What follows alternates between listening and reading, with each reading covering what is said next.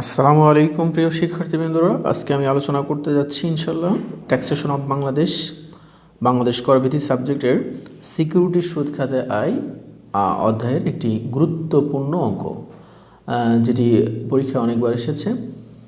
আপনি দেখতে পাচ্ছেন ন্যাশনাল ইউনিভার্সিটি 2011 সালে এসেছে, এছাড়াও অনেকবার পরীক্ষাতে আসছে এই অঙ্কটি। তো যাই হোক, আমি ইতিমধ্যে এই অধ্যায়ের উপর বেশ কয়েকটি ভিডিও আপলোড করেছি। আজকে এই চ্যাপ্টারে আমি শেষ ভিডিও দিতে যাচ্ছি ইনশাল্লাহ, সিকিউরিটি সুদ খাতে আয়। তো যাই হোক, আমি প্রশ্নটি একটু বিস্তারিত পড়ব, এরপর আমি উত্তর বিস্তারিত বলবো আশা করি ইনশাল্লাহ।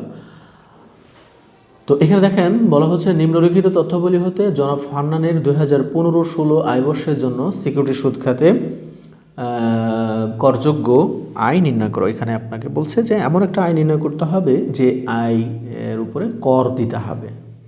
তো প্রথমেই দেওয়া আছে করমুক্ত সরকারি সিকিউরিটির সুদ, এরপরে আছে 12% অনুমোদিত বাণিজ্যিক সিকিউরিটির সুদ 9,000, এরপরে বলছে 18% অনুমোদিত বাণিজ্যিক সিকিউরিটির মূল্য। এখানে একটা গুরুত্বপূর্ণ ইনফরমেশন আপনি দেখেন, পূর্বের দুইটা তথ্য দেওয়া ছিল সুদ, আর এখানে বলছে মূল্য, অর্থাৎ সিকিউরিটির মূল্য হচ্ছে 20,000 আর ওইটার উপরে সুদ হয় 18%। তাহলে আমি যখন অঙ্ক করব তখন 20,000 উপরে 18% করে আমাকে দেখাতে হবে, কেননা আমরা জানি যে আমরা সুদের কাজ করতেছি, সিকিউরিটির সুদের কাজ করতেছি এজন্য। এরপরে বলছে জিরো কুপন বন্ডের সুদ হচ্ছে 12,000 টাকা। আচ্ছা, এরপর আমাকে বলছে যে উপরোক্ত সুদসমূহ আদায়ের জন্য, উপরোক্ত সুদসমূহ মানে উপরের যে সমস্ত সুদ এই সবগুলো সুদ আদায় করতে যে আমার ব্যাংক 3,260 টাকা চার্জ করেছে। এছাড়াও 12% অনুমোদিত বাণিজ্যিক ঋণপত্র ক্রয়ের জন্য তিনি 8% সুদে 40,000 টাকা ব্যাংক হতে ঋণ গ্রহণ করেন। মানে এই যে আমি 12% অনুমোদিত সরকারি সিকিউরিটির সুদ পেয়েছি 9,000, এই সিকিউরিটির মূল্য যখন আমি কিনতে গিয়েছিলাম তখন আমাকে 40,000 টাকা 8% সুদে ব্যাংক থেকে ঋণ নিতে হয়েছে। তাহলে বোঝা গেল যে এই যে অনুমোদিত বাণিজ্যিক সিকিউরিটির সুদ অনুমোদিত বাণিজ্যিক সিকিউরিটি 12% যেটি, এই ইনফরমেশনের জন্য আমার দুইটা খরচ সংগঠিত হচ্ছে।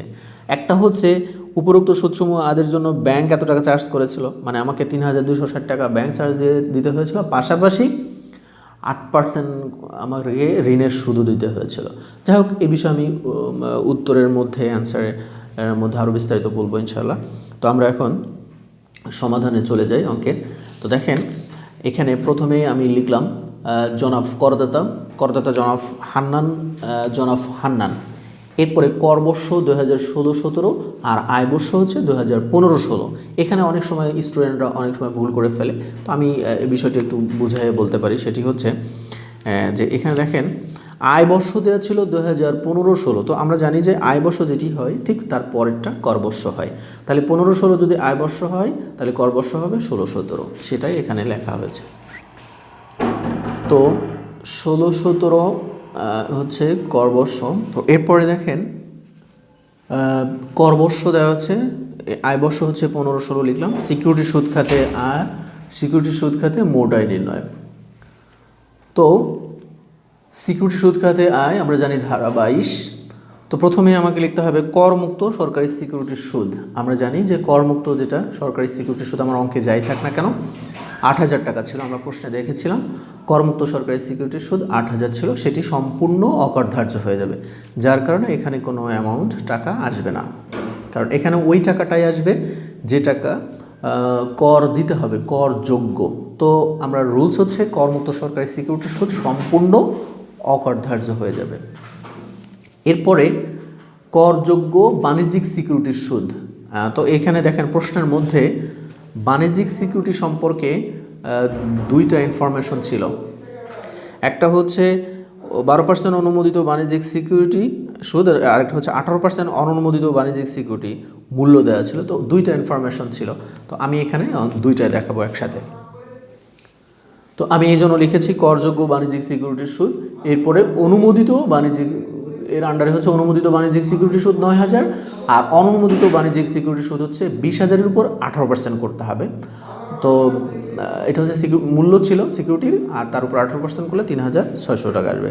দুটো যোগ করলে 12,600 টাকা হচ্ছে আমার করযোগ্য যে ইনফরমেশনটা। এখন এটার থেকেও যে খরচগুলো আছে সেই খরচগুলো আমাকে অবশ্যই বাদ দিতে হবে, যার কারণে আমি এখানেই এটা করতে পারতেছি না।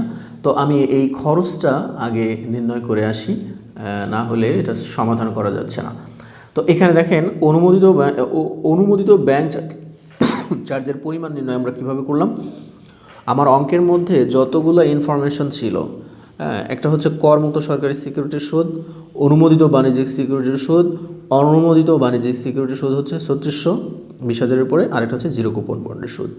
যে কটা অর্থাৎ 1 2 3 4 চারটা ইনফরমেশন ছিল, সবগুলো ইনফরমেশন যোগ করলে আমার মোট সুদ আসে 32,600 টাকা। কারণ অঙ্কের মধ্যে বলা ছিল যে উপরে উল্লেখিত সুদ আদায় করতে যেই আমার হচ্ছে 3,260 টাকা ব্যাংক চার্জ লাগছে। আচ্ছা, মোট যোগ করলাম। এরপরে আসেন যে সুদগুলা অলরেডি অকরধার্য হয়ে গেছে সম্পূর্ণ, সেই সুদের টাকাগুলা বাদ দিতে হবে। তাহলে করমুক্ত 8,000 এটা আমার হচ্ছে অকরধার্য হয়ে গেছে। আর আমরা জানি যে জিরো কুপন বন্ডের ইনফরমেশন, যেটা অঙ্কের শেষে দেখানো হয়েছে যে জিরো কুপন বন্ডের সুদ 12,000 টাকা, যেটা সম্পূর্ণ অকরধার্য হয়ে যায়, এখানে ফাঁকা। তো জিরো কুপন বন্ডেরটাও অকরধার্য হয়ে গেছে 12,000, তাহলে আমার থাকছে হচ্ছে 9,000 আর 3600, এটা হচ্ছে করযোগ্য। তাহলে সুতরাং খরচ অনুমোদিত হবে এই দুইটা ইনফরমেশন উপরে, 9,000 আর 3600। তাহলে 9,000 আর 3600 যোগ করলে 12,600। এই টাকাটার আমি ব্যাংক চার্জ কত সেটা বের করে নিব। তাহলে আমার ব্যাংক চার্জ ছিল 3,260 টাকা, এটা হচ্ছে মোট 32,600 টাকা আদায় করতে যে খরচ হয়েছিল। কিন্তু আমার অঙ্কে দেখাতে হচ্ছে করযোগ্য আয় হচ্ছে কিন্তু 12,600, যার কারণে 3,260 টাকাকে আমি ভাগ দিচ্ছি মোট ইনফরমেশন দ্বারা, যেটা হচ্ছে 32,600, আর গুণ দিব করযোগ্য আয় 12,600 দ্বারা, গুণ দিলে আসবে 1,260 টাকা। অরিজিনালি আমার ব্যাংক চার্জ লাগছে 1,260 টাকা। আচ্ছা, এখন আমরা অঙ্কে যাই। তো এই জন্য যার কারণে দেখেন এখানে ব্যাংক চার্জে যে অনুমোদনযোগ্য খরচসমূহ হচ্ছে ব্যাংক চার্জের পরিমাণ 1,260 টাকা, এটা একটা ইনফরমেশন। আরেকটা ছিল যে ঋণের সুদ। হ্যাঁ, দেখেন ঋণ ছিল, কিন্তু ঋণের সুদও লাগছিল 40,000। এই যে ঋণের ছিল হচ্ছে 40,000 টাকা। 40,000 টাকার ঋণ ছিল 8% সুদে, যেটা হচ্ছে অনুমোদিত বাণিজ্যিক ঋণপত্রের ক্রয়ের জন্য। আর হচ্ছে এখানে ঋণের সুদ 40,000-এর উপর 8% করলে 3,200 টাকা আসে। দুটো যোগ করলে 4,460 টাকা আমার হচ্ছে খরচ। তো এই 12,600 থেকে 4,460 টাকা বাদ দিলে 8,140 টাকা থাকে। এটা আমার করযোগ্য নিট আয়, খরচ টরচ বাদ দেওয়ার পরে। আর এর পূর্বেই কিন্তু আমি জিরো কুপন বন্ডের কথা বলে দিয়েছি যে জিরো কুপন বন্ডের সুদ সম্পূর্ণ অকরধার্য হয়। তাহলে এখানে আমার করযোগ্য সিকিউরিটি খাত থেকে মোট আয় হচ্ছে 8,140 টাকা। এটাই হচ্ছে আমার মূলত উত্তর। তো সবাইকে অসংখ্য ধন্যবাদ। চেষ্টা করবেন আমার চ্যানেলের KM ইরিগেশন পয়েন্ট চ্যানেলের সাথে থাকার জন্য। আশা করি ইনশাল্লাহ বিভিন্ন ধরনের ভিডিওগুলো আমি কন্টিনিউ আপডেট করব, যাতে করে আপনার অনেক উপকার হবে ইনশাল্লাহ। তো ঠিক আছে, সবাই ভালো থাকবেন ইনশাল্লাহ। আসসালামু আলাইকুম ওয়া রাহমাতুল্লাহি ওয়া বারাকাতুহু। Hey there. Subscribe to my channel. And also press this bell icon.